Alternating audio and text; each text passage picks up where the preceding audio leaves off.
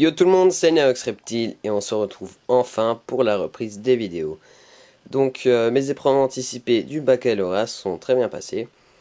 Donc même si c'était des sujets un peu difficiles, même voire difficiles, bah c'est allé. Moi je suis plutôt dans les sciences et non dans les littératures et histoire géo.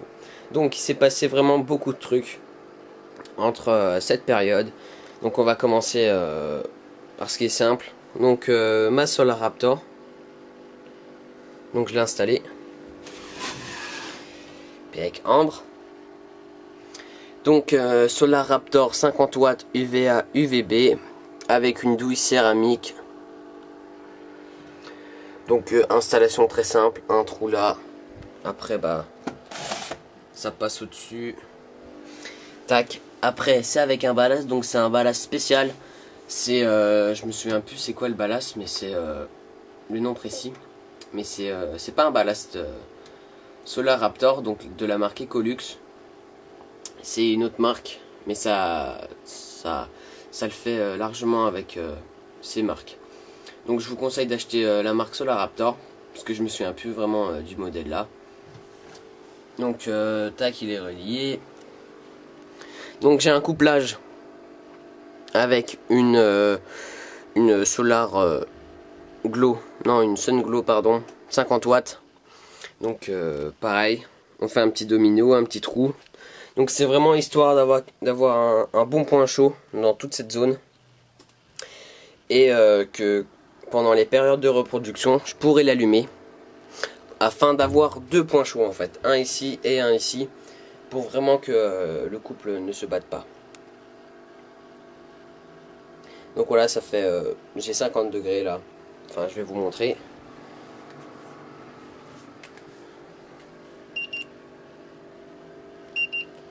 Voilà, 50 degrés tout pile. Et voilà, donc un bon point chaud. Ce que je voulais vous dire aussi, hop, c'est que là j'ai fait une cachette au point froid. Donc je vais essayer de vous montrer ça. Donc voilà. En fait, comme je vous l'ai dit, avec ce substrat, il suffit en fait de le mouiller et l'humidifier et puis bien le modeler en fait pour faire comme des cavernes, des tanières, comme vous voulez. Donc là en gros j'ai fait un gros bloc comme ça. J'ai mis des pierres en dessous pour pas que en fait la pâte, donc ça fait comme une pâte, s'effondre et que ça reste en fait sous cette forme. Et ensuite pendant qu'elle était encore molle, donc j'ai mis les plantes grasses avec donc comme vous le savez le filtre à café. Donc ça fait longtemps que c'est comme ça. Les plantes grasses elles vont très bien. Donc voilà. Donc maintenant pour ce qui est les plantes, donc je me suis un peu lancé dans les plantes carnivores. Donc là une dionée. J'ai racheté, j'en ai racheté pas mal. Donc là je sais plus c'est quoi les noms. Petite drosera, Nepenthes. Donc j'essaye de faire des boutures en fait. Donc je sais pas si vous voyez c'est quoi. Donc en gros on coupe. Donc en fait vous enlevez le terreau autour et vous coupez une écaille en fait de la plante mère, c'est comme ça que ça s'appelle, pour en fait la diviser. Donc c'est une reproduction asexuée. Donc il n'y a pas besoin de l'intervention d'insectes comme les abeilles. Et là c'est des plantes que je vais utiliser en fait pour le terrarium de abricot. Donc ça c'est une nouvelle acquisition abricot, c'est un pogonamal, donc il n'est pas dans cette pièce car il est en quarantaine, donc c'est dans une autre pièce. Je vais vous montrer ça tout de suite après. Là c'est des plantes donc comme j'ai pas trop eu le temps, mais je suis passé à la jardinerie, j'ai acheté plusieurs plantes et ça j'aurai plutôt du boulot pendant les vacances. Donc la plante, deux plantes pour le terrarium de Sun et Asia, et là deux plantes, celle-ci pour le terrarium d'abricot. Comme celle-ci, bah, c'est un peu des plantes grasses, puis c'est assez dodu, donc j'ai peur qu'ils les mangent. Donc je préfère prendre des autres plantes. Ensuite pour les informations au niveau des naissances. Donc j'ai eu 4 naissances pendant cette absence et bientôt donc une autre naissance. Donc en fait la naissance de Asia. Ils sont pas encore nés, donc c'est le 9 mai. Et la naissance en fait de Sun, elle a été pondue le 9 mai exactement pareil. Donc en même temps, à quelques heures d'intervalle, et celle-ci est née. Donc avant de vous la montrer, avant de vous montrer les beaux bébés de Sun et Paprika, je vais vous montrer les bébés de Junko et Asia qui sont nés le 5 juin. Donc les voici. Donc on voit qu'il y en a un qui est beaucoup plus clair que l'autre. L'autre est plus assombri. Donc pour l'instant, ils sont les deux ensemble et au bout d'un petit mois, bah, on les sépare. Voilà, ils sont vachement vifs, encore peureux. Donc faut vraiment pas trop les embêter quand ils sont petits. Ensuite, ma première ponte, donc j'ai vendu le Hachiyellow. Et il me reste le SHT. Donc il est à vendre pour tous ceux qui sont intéressés. Donc c'est une femelle, elle est très belle. Elle est née le 29 mars. Donc elle a à peu près 3 mois. Donc je l'ai vendue à une abonnée, donc ça m'a fait vachement plaisir. Donc le Hachiyellow, c'était son frère à elle. Je l'ai vendu et comme ça, l'abonnée, bah, elle a pu voir toutes ses installations et tout. Puis voilà, c'est vraiment un bon contact. Et comme ça, on garde des contacts avec les ventes. Donc elle est à vendre pour tous ceux qui sont intéressés. Donc dans la région Lorraine, plus précisément département des Vosges. Donc je compte, parce que là ça fait un petit moment que j'ai mis l'annonce et j'ai pas encore eu de réponse. Donc j'essaye de vendre au maximum parce que je compte pas les garder vraiment longtemps. Parce que après les racks, donc là il y a des cachettes, mais par exemple le rack il est quand même assez grand. Et au bout d'un moment, au bout de 3 mois, 4 mois, donc ça fait quand même un peu petit, puis ça me dégoûte de les voir dans des petits espaces au lieu de les voir dans des beaux terrariums comme ceci par exemple. Donc, je vais vous montrer les bébés de Sun et Paprika. Donc là, cachette basique. Donc, contrairement à ce que vous pensez, vous pouvez voir qu'ils ont en fait les mêmes couleurs que les autres, mais en fait c'est pas du tout les mêmes couleurs. Je vais vous montrer. Donc c'est vraiment orangé. Je sais pas si vous pouvez bien voir, mais limite un peu rouge. Donc là c'est vraiment bien orangé, donc sachant que les couleurs pendant qu'ils sont petits et arrivent à l'âge adulte, bah ça va vachement changer. Qu'est-ce qu'il fait là? Ils sont un peu fous, hein. Puis quand ils sont petits, bah ils sont plutôt nerveux. Allez hop. Voilà. Donc ils sont nés ce matin. Donc je me suis levé exprès à 5 h du mat pour attendre qu'ils naissent. Parce que je préfère pas les laisser dans des boîtes hermétiquement fermées. Et au cas où il n'y a plus d'oxygène, bah ils meurent. Donc c'est pas vraiment mon but. J'avais peur que ça arrive. Donc ensuite, j'ai une boîte de ponte de grillons. Donc je sais pas si vous voyez les yeux là. Donc il y a déjà les premiers bébés qui sont sortis.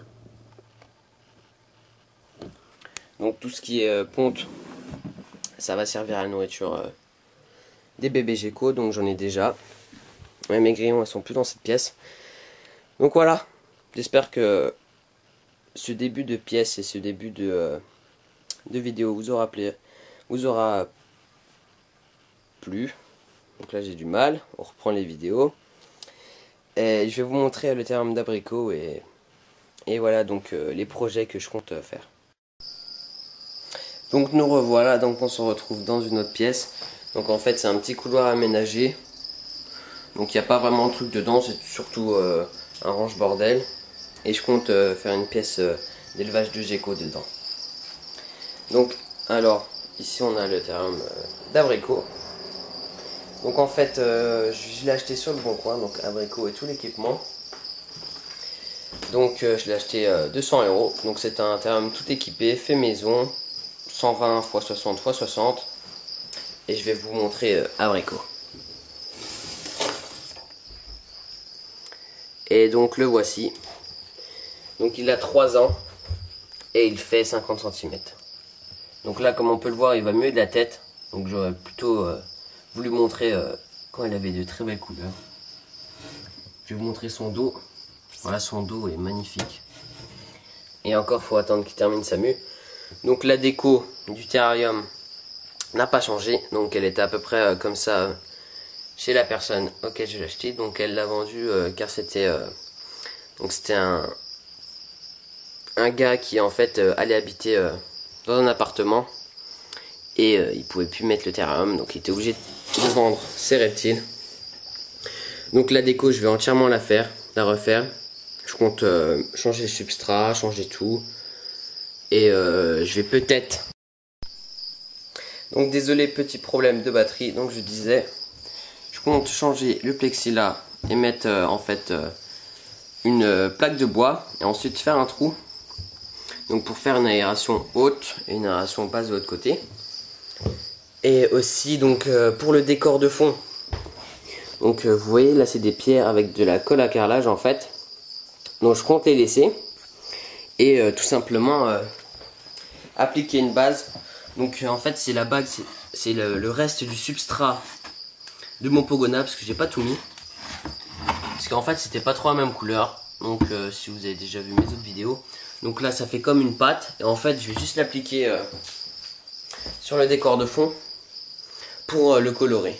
Donc pour ce qui est équipement, on a donc là c'est une douille. Donc douille céramique donc pour comme ma Solar Raptor avec une Sunglow 100 watts, un néon 10.0. Donc un peu petit le néon, donc je pense que je vais le changer. Donc là il a fait les trous. Après moi j'ai mis un interrupteur sur l'ampoule, c'est mieux. Et le néon est là. Donc là c'est vraiment provisoire, c'est vraiment pour la quarantaine. Ce que je compte faire c'est en fait vraiment tout nettoyer, tout bien faire et refaire entièrement la décoration. Et pour le mettre dans ma chambre. Et en fait je vais superposer le terrarium de ambre dessus. Et voilà, donc ce que j'ai fait aussi c'est que j'ai récupéré des branches dans la nature. Donc là c'est un bout de branche. Donc je vais vous montrer la vraie branche que j'ai travaillée. Donc voilà la bête, elle fait 1,20 m. Donc la taille du terra. Donc je vais juste montrer un peu comment elle est. Donc je l'ai en fait c'était un arbre. Donc désolé pour lui mais en fait c'est un petit arbre. Et la forme m'intéressait vraiment beaucoup. Donc je l'ai carrément coupé l'arbre. Et en fait, j'ai enlevé l'écorce. Et j'ai poncé après. Donc bientôt je vais le traiter contre tout ce qui est microbes, acariens, des choses comme ça. Parce que comme c'est dans la nature, il faut vraiment bien traiter les branches. Donc je vous en dirai plus sur le traitage des branches pendant celles qu'on trouve, celles qu'on prélève directement dans la nature.